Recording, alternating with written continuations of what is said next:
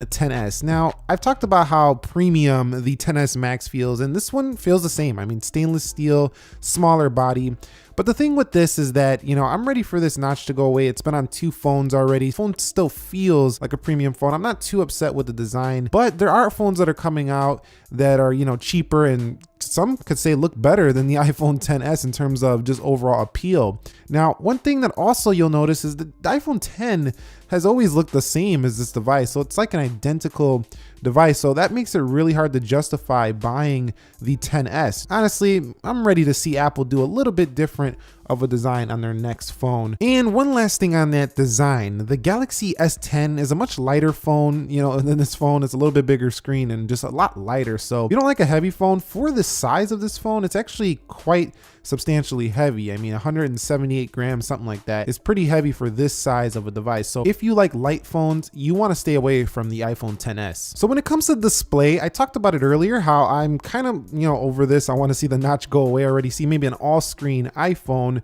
but I don't know if we're there just yet. But the display itself, still a really good looking panel here, even at this point. I mean, really, it's held up very well because of the OLED technology. Now, it's pretty bright as well, and True Tone is really easy on the eyes, quite honestly. So I'm still happy with the display on the iPhone 10s, and over my 7 months haven't been disappointed at all. I mean, displays on smartphones, at least at this level, have been great for a long time, and the quality itself of the panel has been fantastic. Now, one thing I've always liked about these newer iPhones is just how smooth the transitions are when you're going in between them. That 120 hertz sample rate is no joke. Like, you'll feel the difference between the smooth feel on here. So still like how smooth the iPhone 10s feels, just like 10s Max, just like the iPhone 10. It just feels phenomenally smooth. So I gotta say, display quality still good. When it comes to text, it's still plenty sharp. Like if you're reading the month here, or if you're just reading any type of text, it's tack sharp on this display. And 7 months later, there are the better displays out there, sure, bigger, more vibrant, but at the same time, this one has a really good balance of accuracy as well as not being like a dull, washed out display. It's a thumbs up for me on this display. However, I do like the 10s Max's display a little bit better because a larger screen allows you to not, notice the notch as much. You do notice the notch a little bit more on here. And 3D touch is awesome. If you have a 10R, you're missing out on this feature, which I do love, the 3D touch. So it's not a deal breaker to not get the 10R, but still 3D touch is nice to have. This is definitely top tier display here. But again, I want to see Apple go away from the notch at some point in the future. So let's talk about software. And one of the main reasons I'm actually on the 10s right now as my main phone, I usually switch between the 10s Max and the 10s when I'm on iPhone, because sometimes the 10s Max just gets too big. The iPhone 10s really is comfortable size, but when it comes to its software, it's the same as the iPhone 10s Max, pretty much. The 10s Max is not split screen. It's iOS 12. Now, what I'm really missing from, Samsung phones right now when using iOS 12 and this iPhone 10s is the dark mode. So there's no dark mode here, but it should be coming with iOS 13. But what I really loved about the iOS 12 is that it's super stable. And I think that's what kind of makes these iPhones a little bit boring, is that they're so stable that it's like, there's nothing really to talk about, and they just work, and they work well. So what do you really have to talk about when something just works? People don't really seem to talk much about something when it's really just stable and just works. It gets out of the way. It's kind of like an appliance. You got your refrigerator, you got your stove. The thing works. You're not going to go be bragging about how you got, a Frigidaire, or, you got some brand name stove, because at that point it just works, and it's a part of your life. And that's kind of how iOS has felt to me, even on the iPhone 10s. It just feels like it works. It's simple, doesn't do much of anything but just get the job done. What that means is I want to see Apple do something different to spice things up and make iOS exciting again, because at this point I'm not super excited about the software. I love how stable it is, and that's why I still use it. But at the same time, I want to see something exciting happening going forward. iPhone 10s right now runs this thing flawlessly. And that brings me on to the performance. I mean, do we even need to talk about this? A12 Bionic, 4 gigabytes of RAM. This thing, I have never had this thing lag one time since I've had it. I mean, this thing just does everything so fast.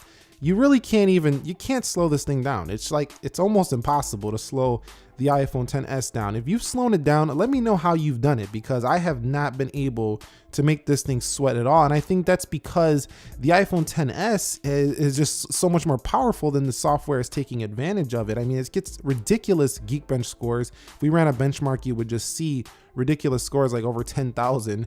And just anything you do, like, you can be going through your day super fast, and like the iPhone XS will easily keep up with you. Like if you're hopping in between apps, you're rushing something, this phone will rush with you. That's how quick this thing is. And that's a far cry away from years ago when our phones, you would have to wait a couple seconds for the app to load. So the A12 Bionic, 4GB of RAM, fantastic performance. I think you'll absolutely love the A12, and that goes for any devices, and I've loved it on XS Max, XS, even the new iPad mini. So 7 months later, with the iPhone XS's camera, dual 12 megapixel, it's really a great camera, but with the introduction of triple cameras, I'm kind of missing out a lot when using the XS on having that ultra wide angle. Now, if you don't take a lot of photos, you're not going to care at all about this, but I'm someone who does.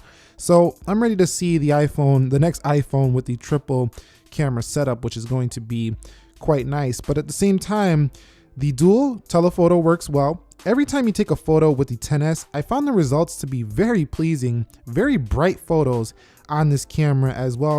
And that's mostly because of the smart HDR functionality. Now, I don't really like that I have to look through settings for the camera settings, so oftentimes I'll just search it up here because I get lost sometimes in those settings. You can see down here the smart HDR feature was new for the XS series, and it's been fantastic, giving you great high dynamic range. And the 4K 60 video on here is really hard to beat. I just love the way the iPhone video looks. If you're doing professional work, you definitely are going to need your own audio source, but the video itself just looks so good for the iPhone, like pretty much every time. So if there was one phone I would take out in daylight for a good video quality, I know I'm going to get great video quality, it's definitely the iPhone XS. So overall, the camera is still excellent, not the best in low light, but really good video, just missing that third camera, and I think it's a little bit falling behind because of all these phones with multiple cameras on them. So moving on to audio, let's click one of the Nick Ackerman channel videos.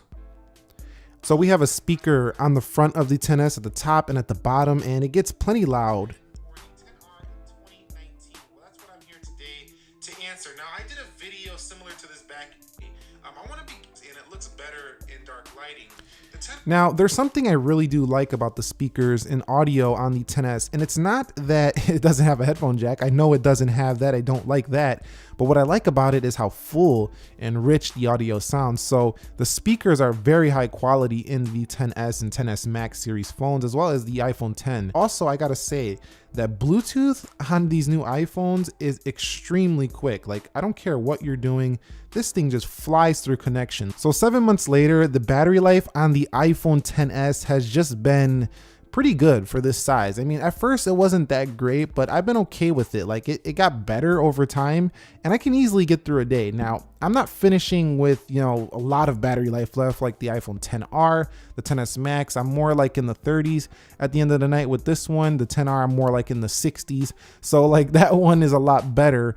But I think even for, your casual user, the XS is definitely going to be just fine to get through the day. Now, no fast charging in the box was disappointing. If you got a wireless charger or a higher watt charger, it should be just fine. So I don't think it's a huge issue, but the battery life on the iPhone XS is definitely decent. It's not the best out there, but it's okay. So one thing I've loved using about the iPhone XS is Face ID. So I just look at it and it opens up. Now, I mean, it works really well like every time, and I like how it authenticates with applications. That's my funnest use of it, just that it authenticates with applications. The iPhone X also did Face ID as well and does the same exact thing. This one seems a little faster. I mean, very slight. You're not going to notice too much